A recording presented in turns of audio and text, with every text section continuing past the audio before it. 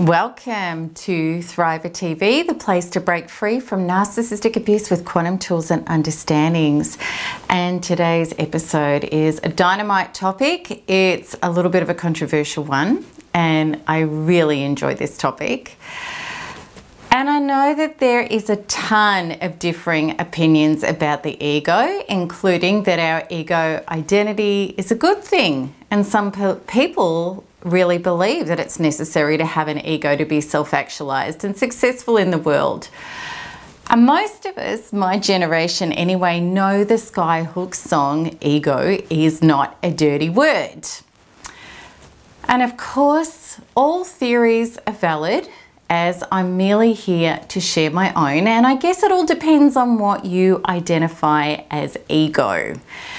So I'm going to give you my take on ego today, what I believe our ego is, how it affects us, and even pretty controversially, how I believe it enmeshes us with narcissists and how we're much happier, successful, and effective human beings if we're living without our ego.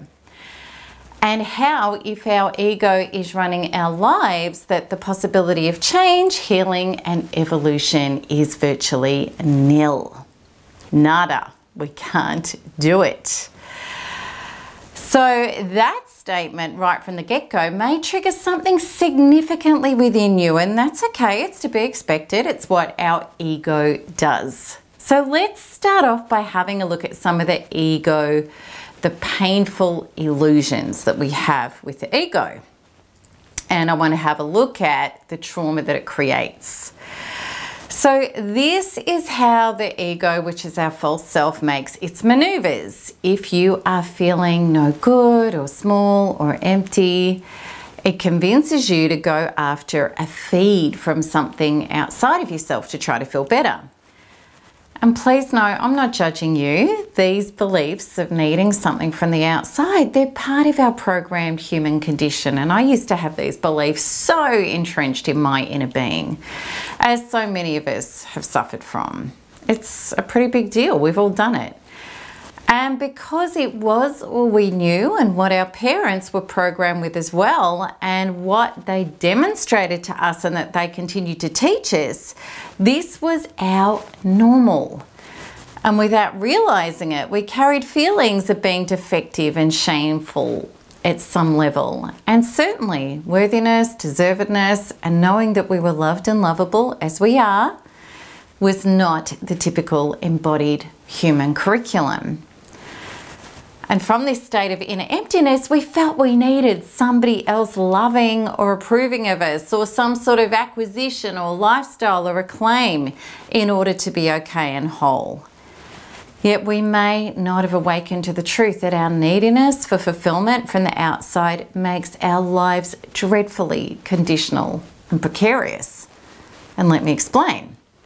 Because if something doesn't turn out as expected, then we remain empty and we cling to people and situations trying to force them to be our source of the good stuff that we can't and don't generate ourselves. So we can't dare to risk losing these people. And your ego convinces you that it has your best interests at heart, and that it will secure for you, if you listen to it, what you need to survive. However, what is really happening is it's keeping you disconnected from durable happiness and wholeness, as well as covertly behind the scenes generating disturbing, painful, and transient events in your life continuously. And as we go through this video, I'm going to explain to you how your ego does this. And it truly is that sneaky. No different to cigarettes, convincing you they are your friend, helping you calm down and feel more secure, even though they are destroying you, as well as actually making your anxiety worse. Or narcissists making out they are exactly what you've been dreaming of, but are really your worst nightmare instead. And because relief through obtaining the things that our ego tells us we need to go after and rely on is transient and constantly under threat, We're very prone to engage in other acts of neediness, which is namely addictions. And the problem is, because of the quantum law of so within, so without, hungry, empty people make the worst shoppers. They pick junk. If we've not discovered how to become our true self, instead of allowing our false egoic self to run our life, we're very prone to choosing unhealthy substances, people and habits to try to fill a hole that can never be filled with false sources. And another of the most self-destructive ego beliefs that harm us is you are not as how God source creation views you, truly loved and worthy beyond measure simply because you exist.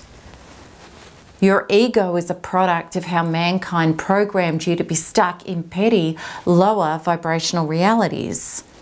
The ego believes in defectiveness and scarcity and separateness from source, that life is hard and that you must prove yourself and your worthiness and fight to get your share, and that there is not enough love and support to go around. The ego purports, if I don't get whatever it is from whoever it is, somebody else will take what's mine. Then due to quantum law, so within, so without, the life that you are creating as your self-generative reality supplies the evidence to convince you your ego is right, which entrenches you in its hold even more. Let's have a look at what the ego's food source is. In the context of my belief about ego, I call it a false self. Your ego is your pain body. It's the internal narcissist addicted to pain and pushing you to go for more pain. Your ego is your self-saboteur. These three visionaries' commentary regarding the ego come to mind. The late and great Wayne Dyer termed the acronym ego as edging God out. Eckhart Tolle talked in length about the ego self as the pain body in his famous book, The Power of Now. And Paul Levy wrote his incredible book, Wetico, which is about the human psychic virus, the ego that's destroying mankind. I align with all these theories. Wetico especially made me really sit up and take notice. And I even wrote a blog post about this book because it moved me so much. And the link is included with this video. Wetico is the illusion of denying I am responsible for my own personal experience, which, as we know, with narcissists, they certainly aren't. Their egoic defenses are so formidable that according to the narcissist, their reactions, behavior, and life is always somebody else's fault and doing. And as victims of narcissistic abuse, caught in the trauma of narcissists lashing out and hurting us, we need to be aware that we can be struck down with the identical virus. And this happens if we choose to keep the unspeakable trauma of abuse trapped within us. If we choose to hang on to it and hold others responsible for it, rather than devoting to healing ourselves from it. And this is the disease of unconsciousness, where healing, change, and evolution for us and our future generations becomes impossible. Then the disease infects more and more people who we also contaminate. Perpetrators and victims both do this. That's what we need to understand. So we may not realize that the cells in our body get physically addicted to our pain, our trauma. And I'm including a link to a resource of mine, which was what it means to be addicted to a narcissist and how to break free from it, so that you can learn more about peptide addiction if you don't already know about it.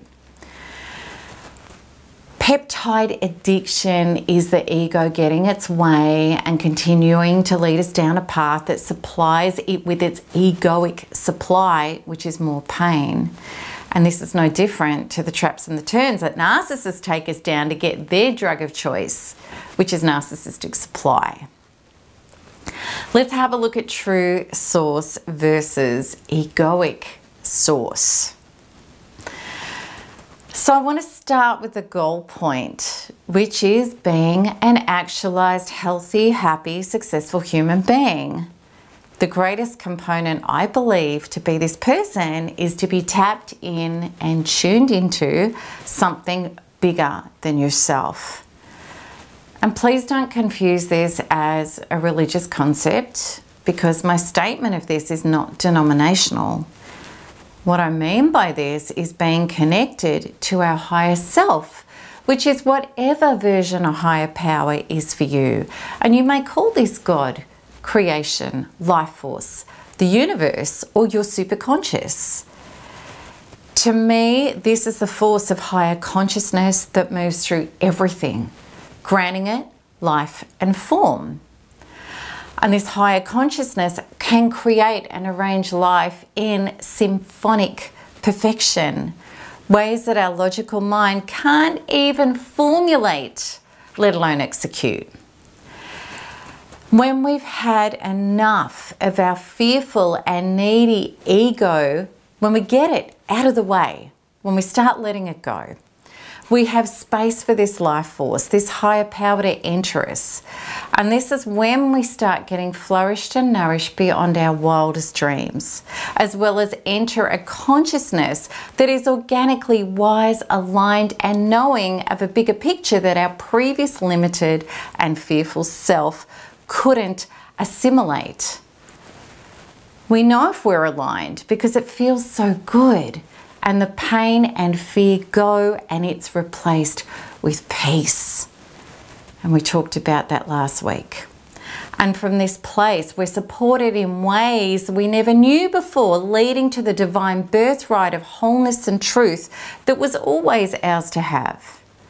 How do you become actualized as this bigger, more expanded true self?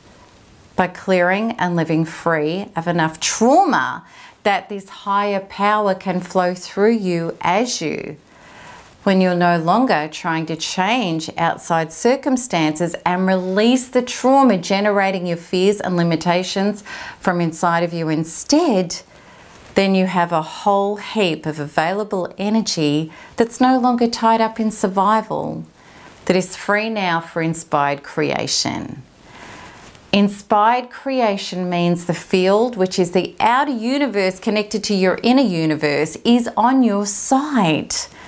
Not only are you directed through inspiration and intuition to the realization of your expansiveness, you also have life meet you with opportunity, abundance, and miracle. All of it is connected. That's why. In the egoic self, trying to control things logically, you are snapped off from inspiration and intuition, and the field is not responding favorably to you. Opportunity doesn't come, more trauma masquerading as solutions do instead. Let's look at how your ego stops your healing. The ego knows that it gets to keep you in pain and running the show if you never get to release the inner painful egoic beliefs. These painful false beliefs are the smaller, vulnerable, hurt inner parts of you that believe you were never good enough, and that you're unworthy and deserving just as yourself, and that you're unsupported and you are out on a limb on your own.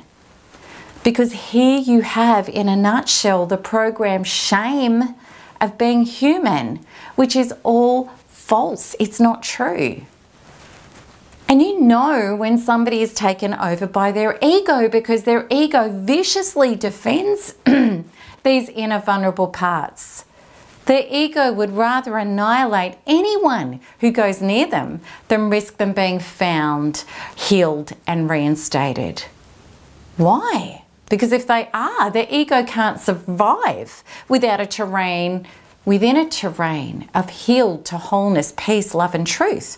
No more than a destructive virus can survive within a clean, healthy environment.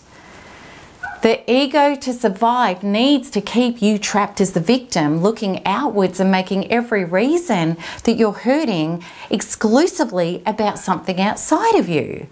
Then you will fruitlessly try to demonize and change everything and everyone else, rather than work with the only entity you could ever change and heal, which is yourself. If you never go inside and heal and release yourself from your ego's deadly hold on you, you can't escape it. What happens when we release our ego? It's a really good question. What happens? When we purposefully do the essential inner work to get out of our trauma and false beliefs, we are starving our ego of its food. And as it starves, it loses power and it dissolves out of our experience. No different to a narcissist that we detach from, heal from, and stop feeding energy to. It's exactly the same premise. At first, with our ego going, we feel like we're dying, because when we stop clinging, fearing, formulating and trying to control our life and let go and let a higher power take over instead, it can be terrifying. We feel like we are terribly unsafe and that we could be annihilated. We feel like we've lost ourselves. Yet the ego was an imposter. It was never our true self anyway. So what happens when we live without our ego and we're connected to true source? The more we dissolve our ego, the more we start to feel the truth that was always coded into our DNA. It's just we were all trained out of it. We come back home. We get real and we start to live authentically without fear. We hold within us peacefulness and powerfulness simultaneously. We have access to a higher consciousness of intuition, wisdom, synchronicity, and miracle, which are all gateways to assistance and support from the field that we didn't have previously. And it's so huge. We have access to higher, more abundant, fertile, soul-gratifying trajectories and missions that we were snapped off from previously.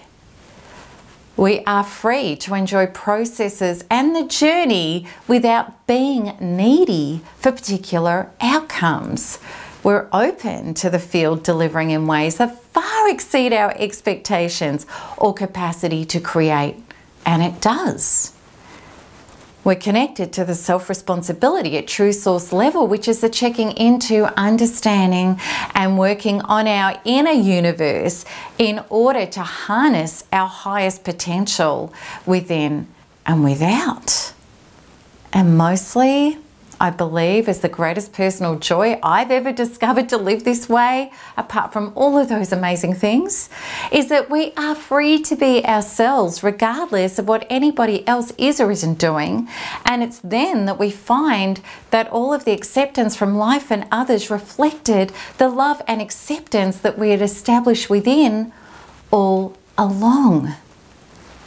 We thought that we were always having to defeat people and things outside of ourselves to survive and be happy and fulfilled, yet this was the greatest illusion of all. We were merely and magnificently having to learn to overcome ourselves.